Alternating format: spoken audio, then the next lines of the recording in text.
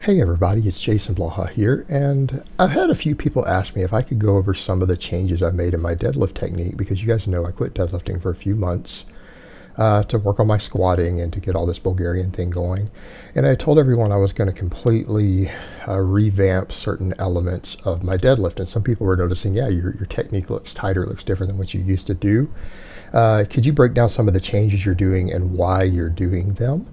And I thought I would cover some of that. Now, most of you guys know I've already switched to the hook grip, and obviously because I didn't learn the hook grip for a long period of time, I'm very limited on how much I can pull on it. And like I said in a previous video, I recommend at this point in the game, I think everyone who really wants a strong pull in general should probably learn to do the hook grip. And if you do it like I'm doing it now, you're going to be forced to use straps sometimes if you're going to do really high frequency, heavy pulling, because your thumbs won't be able to handle coming in and hook gripping every day. I did it for a little while as I was slowly building up. I was hook gripping 6 days a week. Now I'm only doing it like 3, and I'm strapping the other 3 so that I can go heavier and actually train while the hook grip is catching up. But yeah, grip, that's really important. And the reason that's changing some things is because I have a muscular imbalance, in part due to the mixed grip, in part due to my old arm injury. So that makes my back compensate more on all of my pulling exercises. So we know from my DEXA scan, the left side of my back has more muscle in it than my right. So by doing it this way, we can sort it out. So that's one of the obvious things, the really obvious ones. And that one's going to have the steepest learning curve. It's going to take me months to get this hook grip on point. It might very well take me till the end of the year to be able to pull my heaviest pulls with a hook grip without ripping the skin off my thumbs, which then means I can't hook grip for the rest of the week. So that's obviously not something we want to do, because you need like a week for your thumb to heal or more, and I'd be forced to use straps every day from that point for a while. So that's one thing, and it has to do with just getting even loading at the back. And ultimately, I think the point there is one of the benefits people get from straps are like, well, I can pull more weight and it's more even on my back. Yeah, but hook grip will do that for you too, but you'll actually be using your grip, and it would no one's going to call you out for not being a raw lifter. Because even if you're going to deadlift for bragging rights, you better understand that difference, and you better understand that you better have the grip strength to do it, because it'll matter for muscular development. It'll matter for other things that carry over. Now, all of that aside, let's talk a little bit about footing, because that's one of the biggest changes we've seen in what I'm doing. Footing. I'm using a very narrow stance with toes out. Now, some people might say, why? Don't you trim the range of motion by going to a wider stance? No, not at all. The guys who do well with deadlifts with really wide stances are guys who are enormously fat. And some people say, Jason, you're enormously fat. No, I'm really not. I don't have a massive belly that hangs over. Even when you guys see me there, I deadlift in the afternoon after I've had several meals, so my stomach will protrude more. But even then, when I have a full stomach with like 2,500 calories of high fiber bro food sitting in my gut, it still isn't hanging over, getting in the way of my legs. The guys who have to do wide stance squatting are guys who are enormously fat, guys in excess of 30% body fat, if not more. They have to do a wider stance, because they physically cannot get themselves down, because their belly rolls on top of their thighs and it gets in the way. What you need to understand is that the wider your stance goes, the wider your arms have to go, because your knees can't hit your arms and push them forward. Like, you can't deadlift that way with your knees pressed up against your forearms, pushing them forward. They have to fit between your arms. So the wider you go on the stance, the wider your arms go. The wider your arms go, the more of a deficit you create. Now, snatch grip deadlifts are great for hypertrophy, but they're not ideal for moving heavy weight. They're not good for leverages.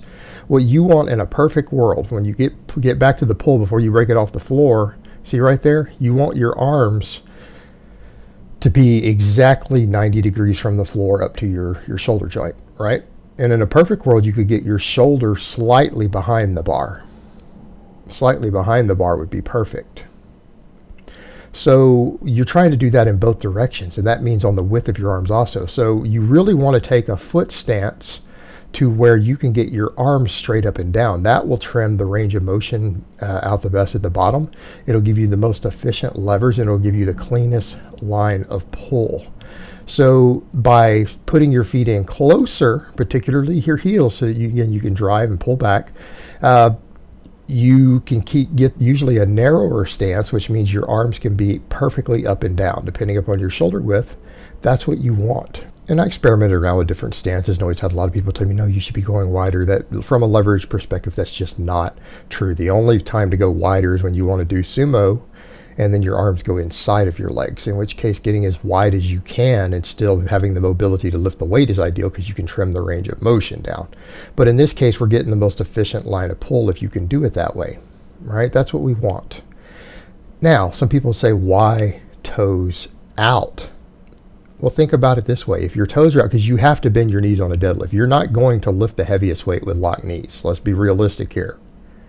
Yeah, you might get a nice clean line of pull in some ways with locked knees, because you can pull the bar in closer. You're doing Romanian deadlifts, but I promise you, a lot of you are going to lose up to 100 pounds off of what you could lift. 50 to 100 pounds. You're not involving as many muscles either. You're not getting the quads involved at all. You're not getting a lot of the muscles that you want involved if you do that. You're even getting less hip involvement. You have less muscle mass involved. So the point is, your knees have to come forward some. Well, look at the angles. If your toes are pointed out and you're almost doing frog-footed, where do your knees go? They go more to the side.